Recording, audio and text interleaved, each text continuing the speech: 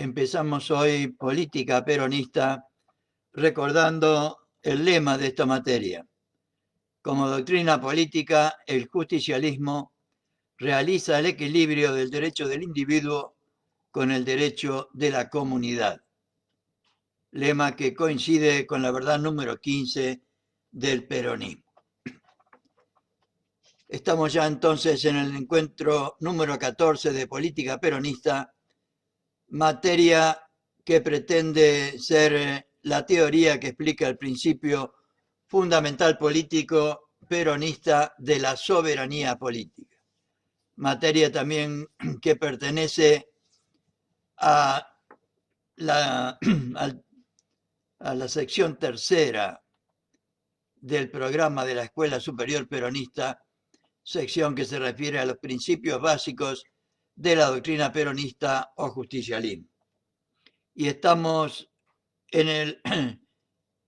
ya en el capítulo 7 y vamos a ver hoy la segunda parte, no sin recordar antes el esquema general de la doctrina peronista referida al principio fundamental político de la soberanía política.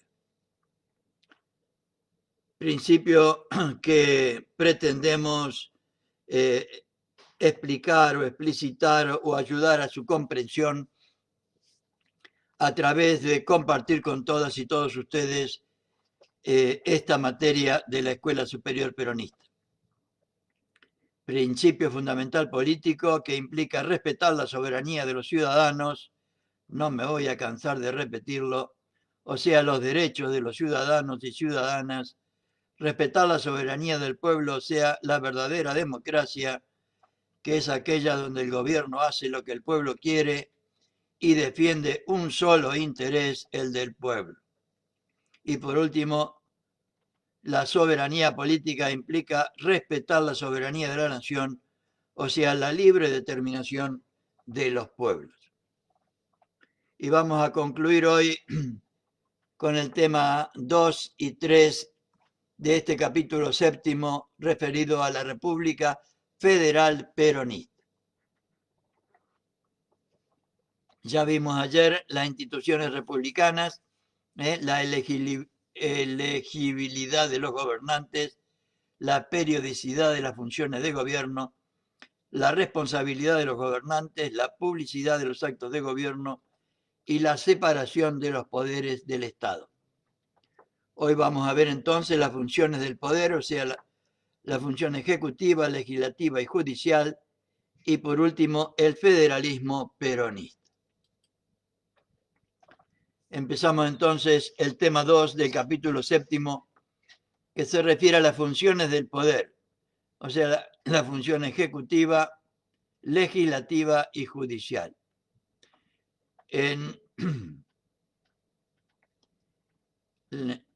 la democracia federal peronista, en la democracia no, en la República Federal Peronista. La autoridad pública tiene a su cargo fundamentalmente dos tipos de tareas: la gobernación de los hombres y mujeres y la administración de las cosas y servicios públicos, las dos. Ambas tareas, aunque de distinto carácter, están íntimamente vinculadas entre sí, a tal punto que ninguna de ellas puede ser realizada en el Estado moderno con prescindencia de la otra. La gobernación de los hombres y mujeres y la administración de las cosas y servicios públicos. Gobernar y administrar son, pues, los dos objetivos propios de la autoridad: gobernar y administrar. Para ejecutarlos, la autoridad debe realizar multitud de tareas de diverso orden, cubriendo toda la gama del bien público. Una clasificación tradicional en la ciencia política reduce todas esas tareas a tres grupos, o mejor dicho, a tres funciones del poder: la función ejecutiva, la legislativa y la judicial. La primera función de la autoridad, tanto en orden a la gobernación de los hombres y mujeres como a la administración de los servicios públicos es la de considerar y resolver uno por uno y sin dilaciones todos los problemas, dificultades y situaciones que se presentan en la gestión del Estado y del bien público. Y Perón lo decía así: tal es en verdad la primera función de la autoridad, obrar doquiera que la necesidad de intervención se manifieste, proveer, prever, preparar en lo ordinario y en lo extraordinario, en el interior y en el exterior, todos los días sin discontinuidad. Acción incesante y universal que abarca lo presente y lo venidero, lo previsto y lo imprevisto, lo importante y lo menudo. En principio, con solo esta directiva, cuya aplicación habrá de hacerse en cada caso, las exigencias y las posibilidades del bien público. En el ejercicio de esta función, la autoridad procede mediante decisiones singulares y concretas. Decisiones singulares y concretas, es decir, válidas para cada asunto que se somete a su examen y decisión. Por eso plantea Perón en Conducción Política la importancia de ser hombres de acción, hombres y mujeres capaces de analizar una situación, tomar una resolución acorde a la situación y llevarla a cabo, expedir un documento de identidad, otorgar un título universitario, cobrar un impuesto, conceder un permiso de importación, construir una obra pública, autorizar o prohibir la realización de un acto determinado, etc., son todos ejemplos de esta función ejecutiva cuyo campo de acción es prácticamente inagotable.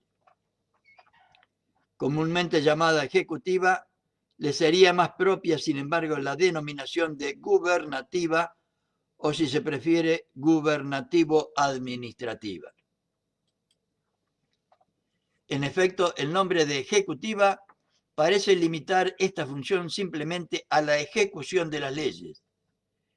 Es, empero, mucho más amplia, ya que su ejercicio eficaz requiere un alto grado de facultades de iniciativa y de movimiento espontáneo, toda vez que no ha de paralizar su acción por las circunstancias de que un problema no haya sido objeto de consideración legislativa, que resolver todos y cada uno de los problemas que presenta nuestro pueblo. Debería ser así.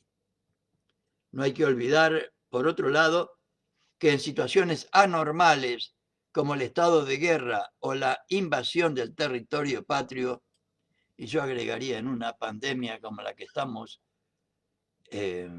padeciendo, las facultades del Poder Ejecutivo se acrecientan o se deberían acrecentar en la medida necesaria para hacer frente con éxito a estas graves contingencias. La segunda función de la autoridad, o sea, la legislativa, consiste en dictar normas generales que, siendo conocidas por todos de antemano, obliguen a toda la comunidad a su cumplimiento. Las leyes, sea que se refieren a las relaciones privadas de los ciudadanos entre sí o a las relaciones entre el Estado, sus órganos o agentes y los ciudadanos, determinan la competencia, facultades y conducta de los ciudadanos y de los gobernantes. Ellas, o sea, las leyes, evitan la incertidumbre y la arbitrariedad en la vida de la comunidad, posibilitando que ésta se asiente sobre las sólidas bases del derecho y la justicia. Se propone, por tanto, la legislación como objetivo, lograr el bien común, y dada la importancia que asumen en el Estado moderno estas normas generales y obligatorias, su sanción es de ordinario confiada no a una sola inteligencia ordenadora, sino al concurso de varios legisladores. En las naciones modernas, el poder legislativo está siempre a cargo de organismos colegiados cuya composición más o menos numerosa y representativa tiende a evitar errores en esta importantísima función del Estado, o sea, la legislativa. Y la tercera, o sea, la última función de la autoridad es aquella mediante la cual el Estado juzga y decide las disensiones entre los ciudadanos, los grupos o las categorías sociales acerca de sus intereses particulares, individuales o colectivos.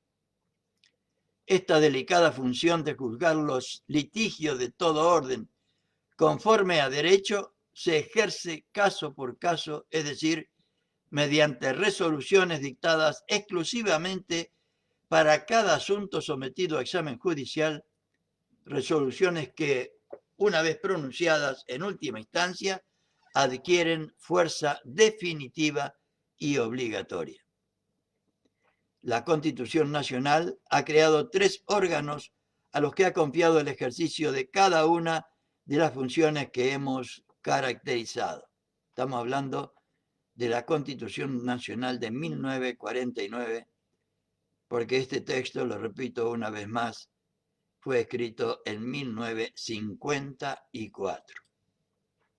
El Poder Ejecutivo, unipersonal y dotado de vigorosos atributos, es desempeñado por un ciudadano con el título de Presidente de la Nación.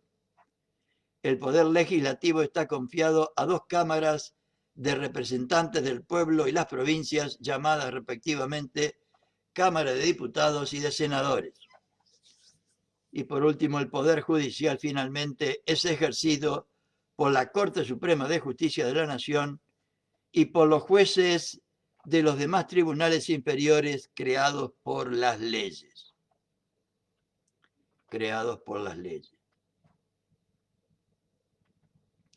Delimitada constitucionalmente la órbita de sus competencias y el alcance y límites de sus atribuciones, ningún poder puede lícitamente inmiscuirse o usurpar funciones atribuidas a otro.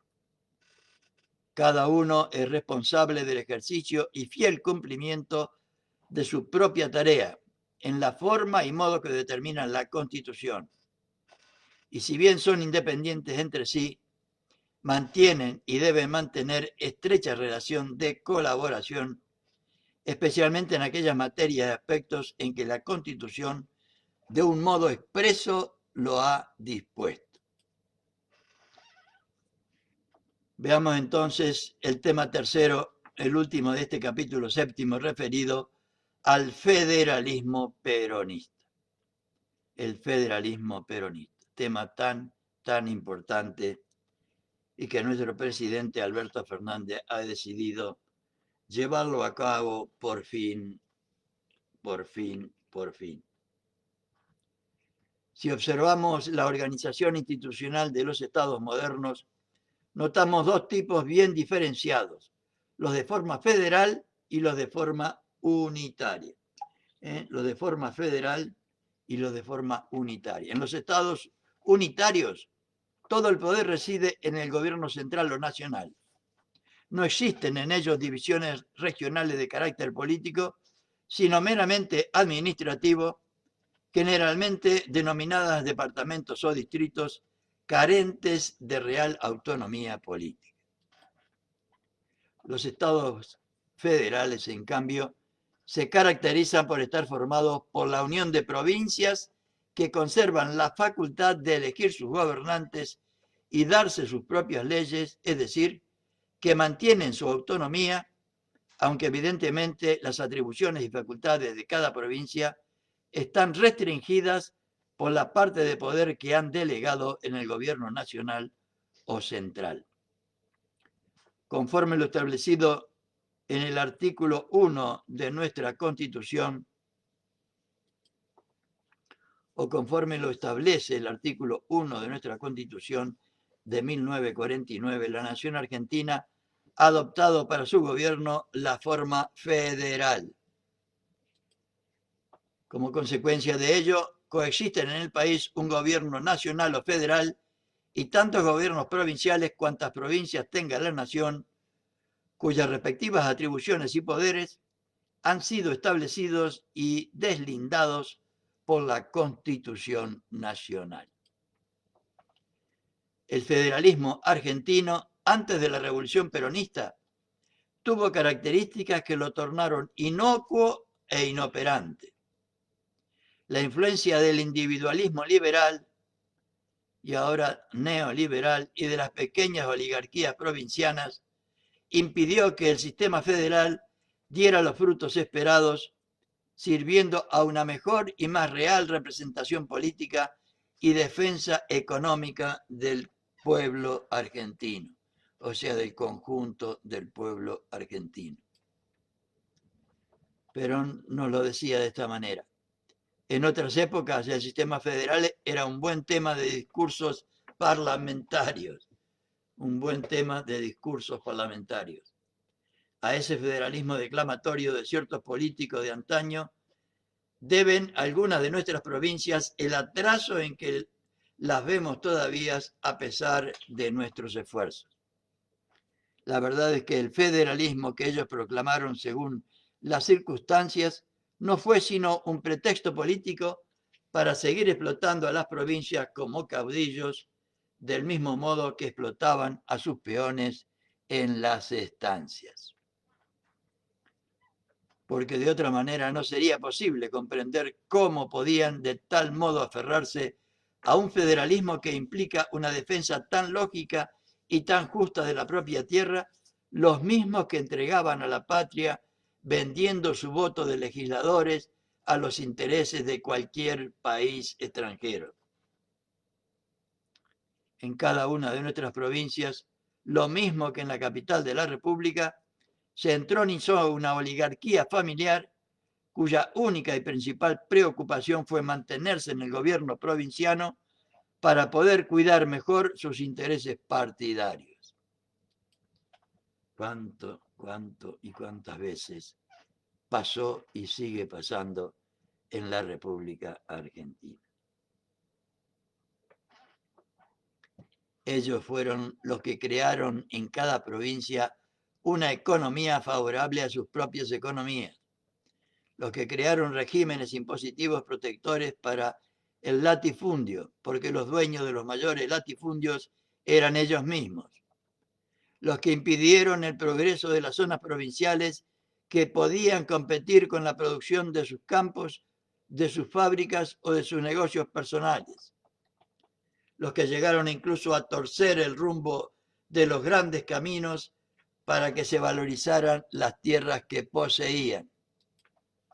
Y para ellos los bancos provinciales eran así como una caja fuerte que producía dinero para todos sus antojos, como si fuese de su propiedad y no patrimonio de los ciudadanos y ciudadanas que trabajando engrandecían a las provincias.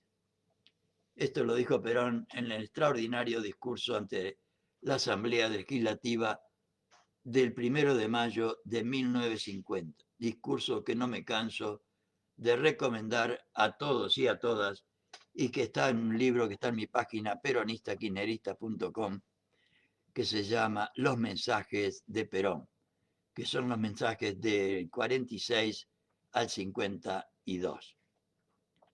Federalismo teórico aquel cuyas manifestaciones puramente políticas encubrían la expoliación de las riquezas del interior, que cada día se empobrecía más debido a la concentración de la economía nacional en el Gran Buenos Aires. Para que el federalismo se transformase en una fuerza pujante y constructora, era menester agregar a la autonomía política un fuerte basamento económico. Y Perón lo decía así el 3 de septiembre del 48. A las declaraciones de los políticos de viejo cuño, nosotros hemos opuesto la realidad de las realizaciones del plan de gobierno destinadas a afirmar el federalismo político con el federalismo económico. De la misma manera que para consolidar plenamente la soberanía de la nación, fue necesario obtener la independencia económica del país para convalidar la autonomía política de las provincias. Debió procurarse la vigorización de las economías provinciales, cosa que en los últimos 4 años, gobernados por el neoliberalismo de Cambiemos, prácticamente quedaron destruidas las economías provinciales o economías regionales, como se les llama hoy. El federalismo político fue siempre una mentira desde que no existió nunca un federalismo económico. Cuánta razón tenía el general, qué sabiduría la de este hombre. Y nuevamente en el discurso del 1 de mayo del 50. Nosotros hemos creado ya las condiciones básicas para que sea realidad el federalismo que impone la Constitución Nacional de 1949, y esas condiciones consisten, primero, en la distribución equitativa de los bienes económicos del país, de tal manera que sea anulado el déficit de las provincias menos dotadas. Y segundo, en la reactivación planificada de las provincias que están más lejos de ser unidades económicas.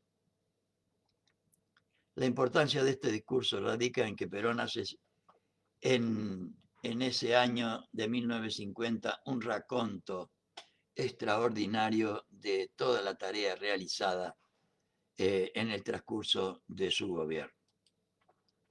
Las nuevas bases de sustentación que el gobierno peronista ha dado a nuestro federalismo, consolidándolo y convirtiéndolo en una fuerza activa al servicio del desarrollo económico de todas las regiones del país, han permitido al mismo tiempo fortalecer la unidad nacional mediante la efectiva realización de un dinámico sistema de coordinación entre el gobierno nacional y los gobiernos provinciales. Unidad nacional que para el general Perón era la finalidad primera, para poder realizar después la finalidad suprema de la felicidad de nuestro pueblo y la grandeza de la patria. Por otro lado, se ha abandonado el anticuado concepto que movía a cada provincia a realizar sus actos de gobierno en forma aislada y dispersante, sin tener en cuenta los problemas y las necesidades de las otras provincias y de toda la nación. Esta absurda política de aislamiento provincial era consecuencia necesaria de la ausencia casi absoluta del pueblo en los gobiernos provinciales. Y no seguirá existiendo esto. Estos eran considerados como patrimonio de pequeños grupos que ejercían la autoridad obtenida mediante el fraude y la violencia, más desembosados en provecho propio, a la manera de señores feudales propietarios de las estancias. Para que esto no suceda, Perón propone permanentemente en todos los lugares que puede la necesidad imperiosa de la cultura política de nuestro pueblo. Tanto es así que en el esquema de la doctrina peronista, la primera tarea que implica la justicia social es elevar la cultura social del pueblo. Frente a esta posición anticonstructiva y antinacional, el peronismo comenzó una política interna de comprensión y coordinación, de mutuo entendimiento y apoyo entre los intereses provinciales y nacionales. Por primera vez en nuestra historia se realizan periódicas reuniones de gobernadores donde todos los gobernadores de provincia, unidos al gobierno nacional, dan un alto ejemplo de esa colaboración y esa identificación en la tarea común que solo existe cuando el gobierno se ejerce para la felicidad del pueblo y la grandeza de la nación. Es así nomás. Por primera vez en nuestra historia se realiza una planificación para todo el país con la cooperación y con la participación de todos los gobiernos provinciales, como fue el segundo plan quinquenal de 1953 a 1957. Y también el plan de formación y el plan de la Escuela Superior Peronista estaba inserto en esta planificación nacional. Por primera vez en nuestra historia, nos repiten los compañeros del primer peronismo en este capítulo séptimo de política peronista, por primera vez en nuestra historia la acción de gobierno y los recursos de la nación son distribuidos justicialmente en todo el país, teniendo en cuenta que el bien del conjunto depende del bienestar de cada provincia y cada territorio argentino. Recursos de la nación que son distribuidos justicialmente, eso quiere decir con justicia social, teniendo en cuenta la justicia distributiva que debe haber en todo el país. Porque la justicia social implica en primera instancia desarrollar la cultura social del pueblo y también implica la justa distribución de lo producido por el conjunto de los argentinos, primero para felicidad de cada uno de los integrantes de la patria, o sea, para que cada hombre y mujer, grande, chico o mediano, anciano o joven, pueda realizar plenamente su personalidad de la forma y manera que quiera y que todos, con la realización personal, podamos también contribuir a la realización del conjunto.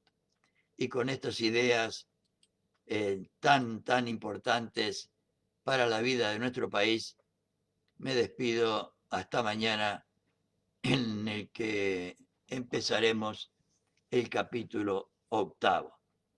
Muy buenas noches, compañeros y compañeras, ciudadanos y ciudadanas, a seguirse cuidando, que el aislamiento y la prevención siguen siendo las únicas vacunas que tenemos contra este coronavirus, que hoy lamentablemente se ha llevado la mayor cantidad de funciones y la mayor cantidad de contagios en la historia de nuestro país y en la historia de esta pandemia. Muy buenas noches a todos y a todas, y a cuidarse, por favor.